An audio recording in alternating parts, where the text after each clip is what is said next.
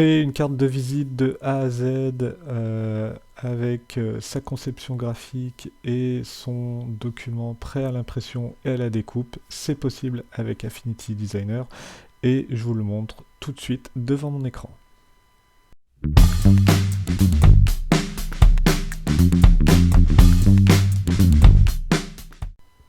Bienvenue dans ce nouveau tuto, c'est Laurent sur Affinity Designer et aujourd'hui je vous montre comment réaliser une carte de visite grâce à ce logiciel. C'est parti, on a donc créé un nouveau document grâce au menu fichier nouveau ou à la commande CTRL-N. Et donc on va maintenant rentrer les bonnes informations.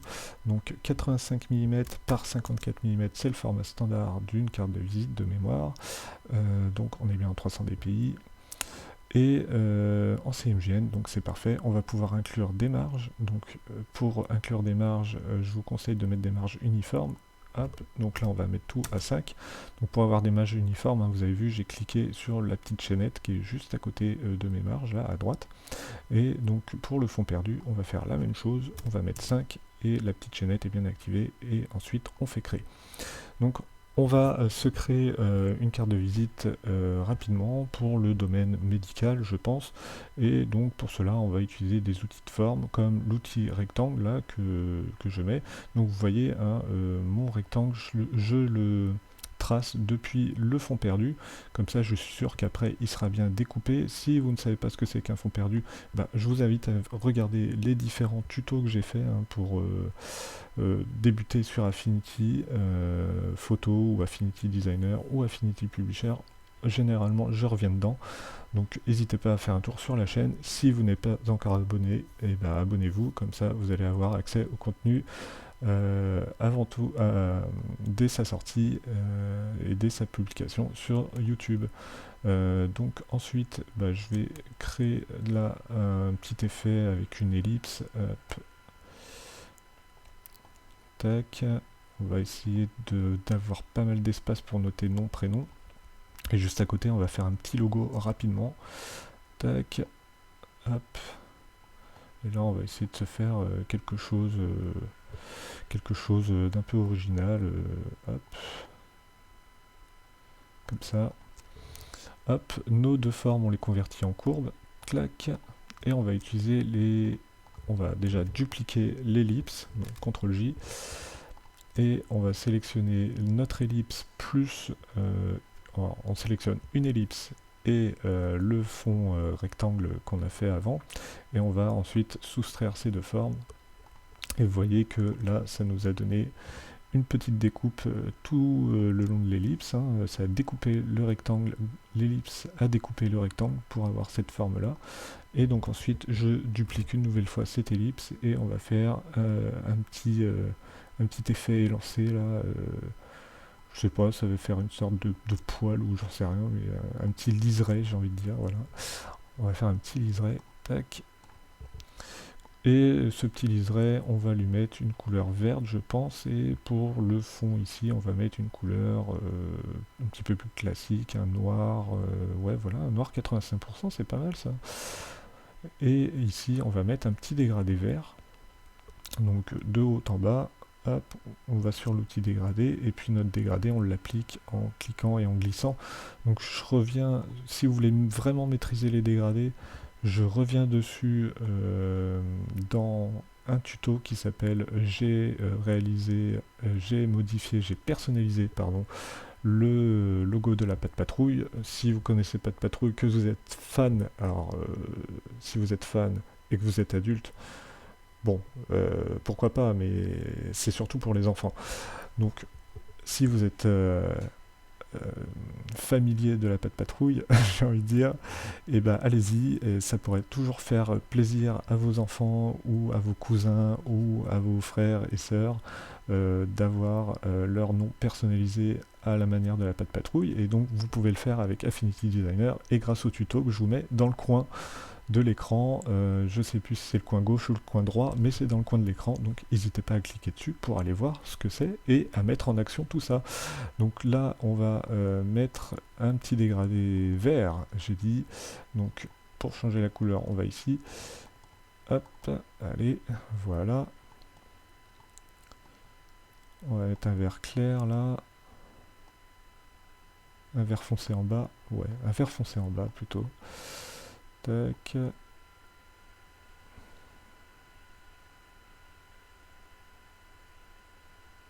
Voilà, celui-là il est pas mal. Et en haut, on va se mettre un vert plutôt clair.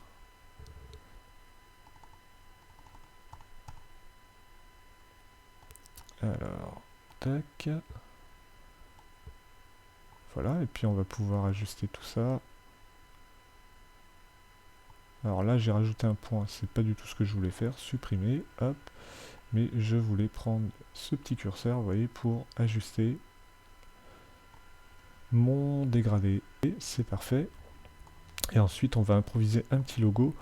Donc, hop, avec l'outil de forme larme que j'ai pris juste ici. Hop, donc d'habitude, c'est l'outil triangle. Donc, quand vous restez, cliquez et glissez sur l'outil triangle, vous arrivez à avoir toute une palanquée d'outils de forme. Donc ça aussi, je l'explique dans les guides de débutants. Et vous pouvez aller chercher l'outil larme que j'utilise assez souvent. Hein, d'ailleurs, dans le fameux tuto sur iPad Patrouille, on peut faire un blason grâce à cet outil larme. Donc je vous invite là aussi à aller le voir. Et donc cet outil larme, on va en faire un petit logo rapidement. Hop, un petit logo en mode médical. Hop. En mode médical, ouais, en mode médical, on va voir ce qu'on peut faire. On improvise un truc, hein, on est en total live ensemble, hop, et donc j'improvise CTRL-J, hop, complètement un logo rapidos, et donc là on convertit en courbe, on soustrait, tac, ça, convertir en courbe, hop, je réduis un peu, tac, je réduis un peu, oui. Oui, on va faire ça comme ça, hop. Je maintiens CTRL et je clique et je glisse pour copier ma forme. Je soustrais encore une fois, voilà, là on a un petit truc sympathique. Et là on va faire une petite croix bien centrée au milieu de notre truc. On duplique, CTRL-J. On oriente à l'horizontale, hop, on convertit en courbe et on additionne. Et là, on a un petit logo fait assez rapidement, en 2-2, mais bon, qui peut être potable. Hein. Je sais pas, dites-moi ce que vous en pensez en commentaire, si c'est potable ou pas. Et donc là, on va pouvoir mettre le titre ici, je sais pas, on va pouvoir mettre médecin spécialiste ou j'en sais rien. Enfin, voilà, là vous pouvez mettre un texte artistique avec une fonction ou le nom de l'entreprise, hein, tout simplement. Je sais pas si l'entreprise s'appelle Medical Vert, et ben vous mettez Medical Vert.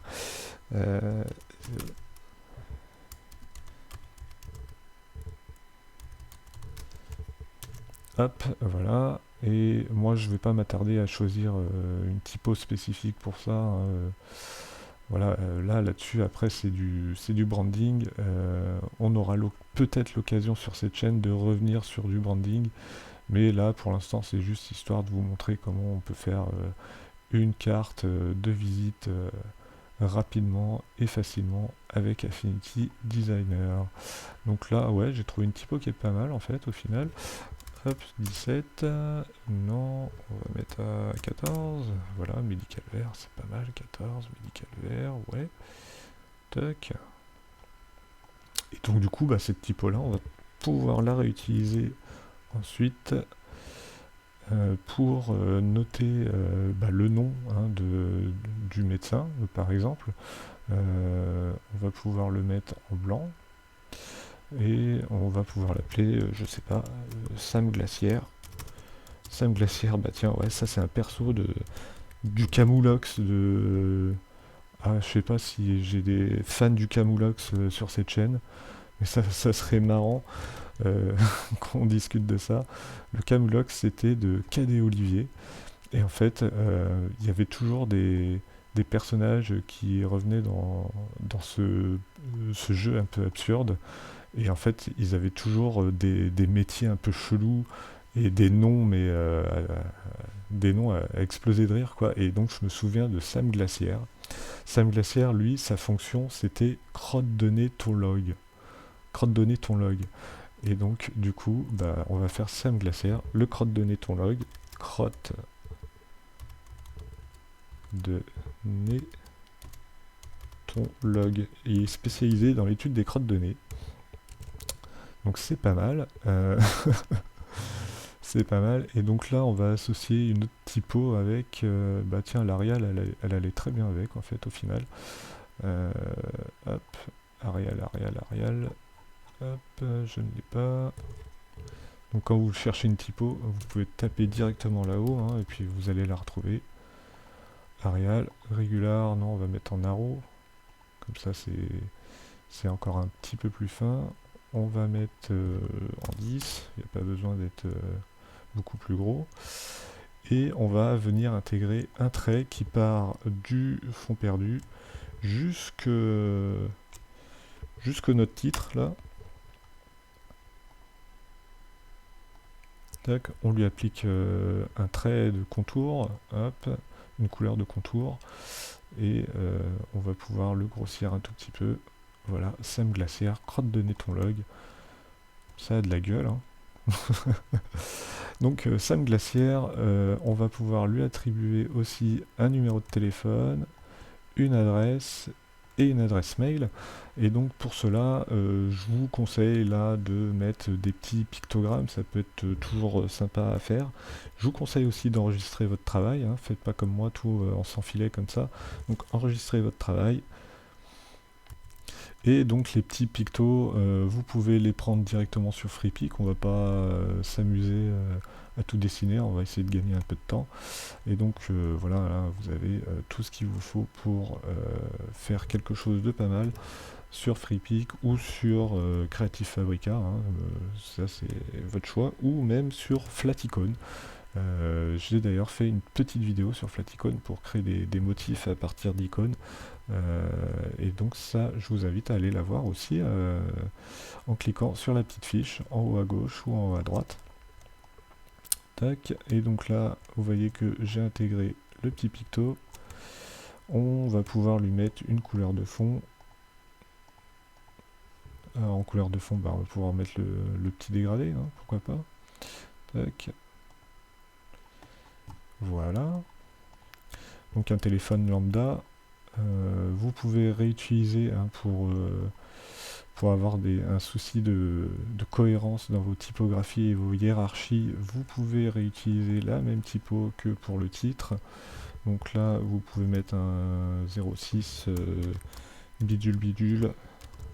Hop. Tac. Ensuite, on va importer hop, le mail, qui est intéressant aussi, hein.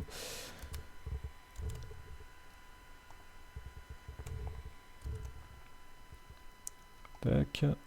On va reprendre la même taille que ce qu'on a ici. Donc en taille, il faut, si vous voulez regarder la taille, il faut que vous ayez le panneau transformé qui soit ouvert. Donc si vous ne l'avez pas d'affiché, n'hésitez pas à aller dans Affichage Studio. Hop, et vous cliquez sur transformer. Alors moi, normalement, il est affiché quelque part, mais je ne le vois pas.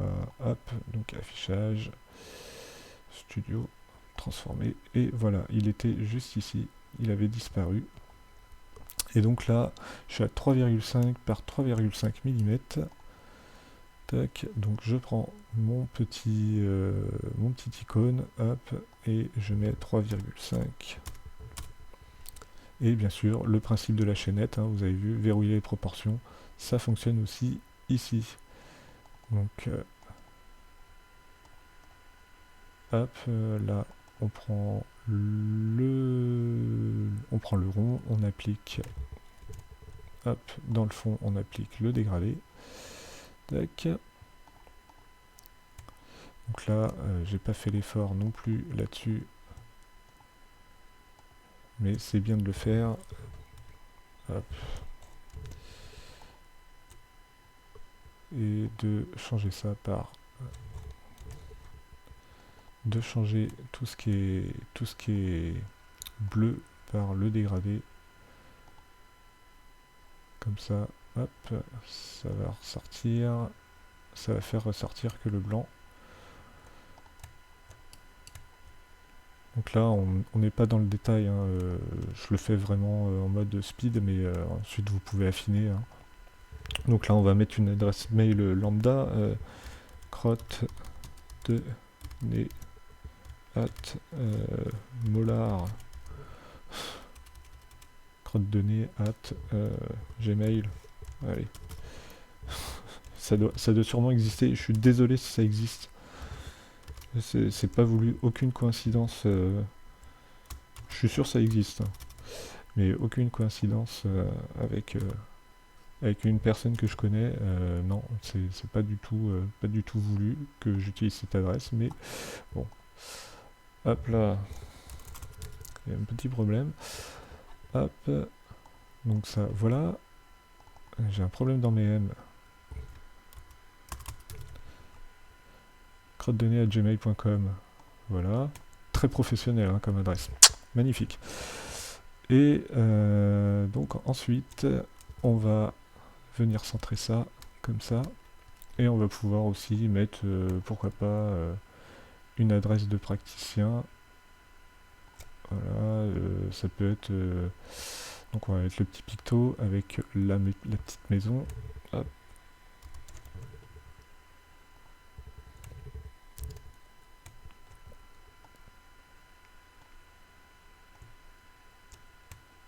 Donc là, si vous voulez... là aussi, hein, je l'explique dans les tutos de débutants, mais maintenez contrôle hein, si vous voulez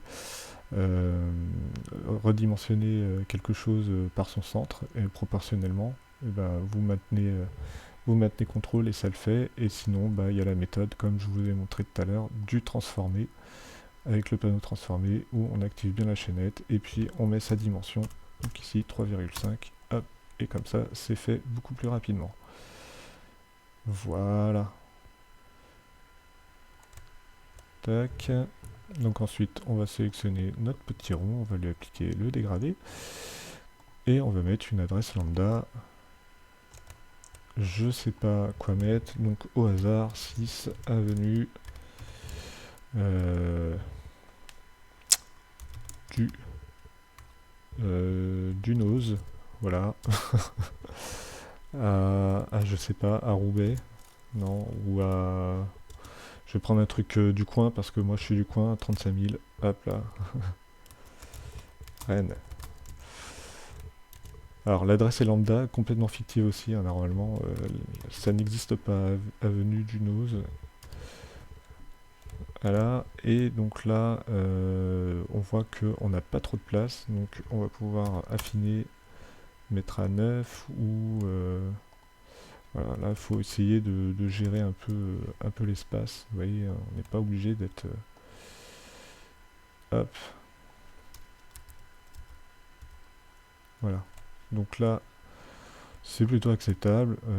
Après, bon, bien sûr, on pourrait toujours mieux faire, mais c'est pas le but de ce tuto, je le rappelle, c'est juste de vous montrer un peu la création vite fait de la carte, et surtout derrière de vous montrer comment on peut disposer de cette carte là avec des traits de coupe.